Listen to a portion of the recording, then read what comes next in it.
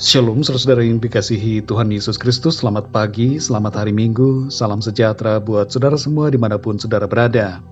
Damai dan sukacita oleh Roh Kudus melimpah senantiasa dalam hati dan kehidupan saudara semua. Sebelum kita mendengarkan renungan firman Tuhan, mari sama-sama kita siapkan hati dan berdoa. Bapa kami yang di sorga, Bapa dalam nama Tuhan Yesus Kristus, kami mengucap syukur kepadamu oleh karena pimpinan dan penyertaan Tuhan, dan untuk segala kebaikan-Mu, kemurahan-Mu yang selalu Tuhan limpahkan dalam kehidupan kami. Terima kasih untuk kesehatan kekuatan yang Tuhan sudah berikan kepada kami, dan untuk segala berkat Tuhan yang Tuhan sediakan bagi kami. Saat ini kami mau mendengarkan kebenaran firman-Mu. Jamah hati kami Tuhan, berikan kami pengertian untuk dapat memahami setiap kebenaran firman-Mu.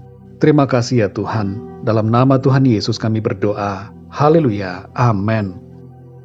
Saudara yang dikasih Tuhan, nats Alkitab kita pada saat ini terdapat dalam Kisah Para Rasul pasal 2 ayat 1-47. Saudara dapat membacanya secara pribadi kemudian melanjutkan renungan ini. Saya akan membacakan Kisah Para Rasul 2 ayat 1-4. Tertulis demikian. Ketika tiba hari Pentakosta, semua orang percaya berkumpul di satu tempat. Tiba-tiba turunlah dari langit suatu bunyi seperti tiupan angin keras yang memenuhi seluruh rumah di mana mereka duduk. Dan tampaklah kepada mereka lidah-lidah seperti nyala api yang bertebaran dan hinggap pada mereka masing-masing. Maka penuhlah mereka dengan Roh Kudus. Lalu mereka mulai berkata-kata dalam bahasa-bahasa lain, seperti yang diberikan oleh Roh itu kepada mereka untuk mengatakannya.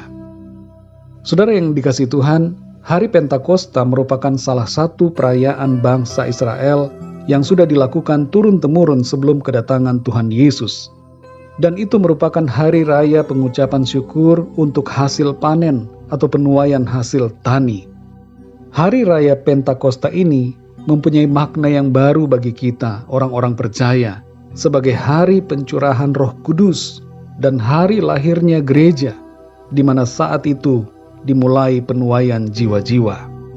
Hari Raya Pentakosta merupakan salah satu hari yang penting selain Natal dan Paskah, karena ini merupakan hari di mana kegerakan penginjilan dimulai oleh pimpinan Tuhan sendiri, oleh Roh Kudus-Nya. Murid-murid Tuhan Yesus yang tadinya tidak berani, ragu dan belum mengerti, menjadi orang-orang yang berani, yakin dan mengerti akan perkara-perkara rohani. Mereka yang tadinya adalah orang-orang biasa, menjadi orang-orang yang luar biasa karena karya pimpinan Roh Kudus. Seorang teolog bernama Henry Nouwen mengatakan bahwa tanpa peristiwa pencurahan Roh Kudus pada hari Pentakosta, maka semua peristiwa kelahiran, kematian, dan kebangkitan Tuhan Yesus akan terus terpenjara dalam sejarah sebagai sesuatu yang hanya bisa diingat dan direnungkan. Tapi kehadiran Roh Tuhan yang tinggal di dalam kita memungkinkan kita mengerti akan semuanya dan menjadikan Kristus hidup di dalam kita sekarang ini dan memampukan kita untuk bergerak melayani Tuhan. Peristiwa pencurahan Roh Kudus ini merupakan penggenapan dari nubuatan Nabi Yoel yang tertulis dalam Yoel 2 ayat 28-32 dan sekaligus merupakan bukti bahwa janji Tuhan Yesus untuk memberikan Roh Kudus benar-benar digenapinya. Saudara yang dikasihi Tuhan, ada 3 hal yang terjadi di sini yang kita perhatikan. Yang pertama adalah Roh Kudus memberikan karunia. Ketika Roh Kudus memenuhi kita, maka kita menerima karunia dari Tuhan untuk berkata-kata dalam bahasa lidah sesuai yang diberikan Tuhan. Karunia-karunia yang lain juga diberikan Tuhan untuk dipakai sesuai dengan keperluan dalam pelayanan. Yang kedua, saudara, Roh Kudus memberikan keberanian. Ketika kita dipenuhi Roh Kudus, ada keberanian yang membuat kita tidak takut dalam menyuarakan kebenaran firman Tuhan. Roh yang diberikan Tuhan kepada kita menghilangkan ketakutan dan membangkitkan kekuatan. Dan yang ketiga, saudara, Roh Kudus memberikan hikmat dan pengertian. Ketika Roh Kudus memenuhi para murid, hikmat dan pengertian surgawi mereka terima, sehingga mereka dapat mengerti perkara-perkara yang selama ini tersembunyi bagi mereka. Demikian juga halnya bagi kita yang dipenuhi Roh Kudus akan memiliki pengertian dan hikmat Tuhan, sehingga kita memahami tentang kebenaran di dalam Kristus. Saudara yang dikasihi Tuhan, kita perlu dipenuhi Roh Kudus untuk berjalan dalam pimpinan Tuhan dalam semua aspek kehidupan kita. Mintalah Tuhan untuk memenuhi kita dengan Roh Kudus-Nya, dan bergeraklah dalam pimpinannya untuk menjalani hidup dan pelayanan dengan penuh sukacita dan keberanian. Mari kita berdoa, saudara. Bapa kami yang di sorga, Bapa di dalam nama Tuhan Yesus Kristus, kami mengucap syukur Tuhan untuk kebenaran firman-Mu yang sudah kami dengar pada saat ini. Sungguh luar biasa ya Tuhan, apa yang Engkau kerjakan kepada para murid-Mu, dan juga kepada semua orang-orang yang percaya. Engkau mengaruniakan Roh Kudus-Mu, memberikan keberanian, karunia-karunia, dan hikmat, serta pengertian kepada mereka.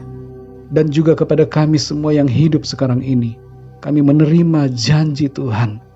Janji-Mu tetap sama ya Tuhan. Sampai saat ini, Engkau mencurahkan Roh Kudus-Mu bagi setiap orang, untuk memperlengkapi kami semua dalam menjalani kehidupan kami di bumi ini, dan dalam pelayanan kami kepada Tuhan. Kami berdoa ya Tuhan saat ini, penuhi setiap kami dengan Roh Kudus-Mu. Penuhi kami Tuhan, penuhi kami. Dan pimpin kami ya Roh Kudus, untuk kami berjalan dalam kuasa-Mu. Terima kasih Tuhan. Kami percaya Engkau Tuhan Yesus membaptis setiap kami dengan Roh Kudus-Mu. Terpujilah nama-Mu ya Tuhan. Pimpin kami ya Tuhan di sepanjang hari ini, dalam segala aktivitas kami. Biarlah segala yang kami kerjakan dan lakukan, semuanya itu memuliakan nama Tuhan. Kami percaya oleh kuat kuasa-Mu ya Roh Kudus, kami dapat lalui hari ini dengan kemenangan bersama dengan Engkau ya Tuhan. Segala persoalan dapat kami hadapi dengan kekuatan yang Tuhan limpahkan kepada kami. Terima kasih Tuhan. Kami percaya berkat dan damai sejahtera dan kasih karunia Tuhan senantiasa berlimpah dalam kehidupan kami. Terima kasih ya Tuhan. Dalam nama Tuhan Yesus Kristus, Tuhan dan Juru Selamat kami berdoa dan mengucap syukur. Haleluya, amin. Puji Tuhan, saudara yang dikasihi Tuhan, saya percaya firman Tuhan menjadi berkat dan kekuatan buat saudara semua, dan Roh Kudus akan menolong saudara untuk lebih lagi memahami kebenaran firman Tuhan. Tuhan Yesus memberkati saudara semua. Sampai jumpa dalam renungan yang berikutnya. Haleluya.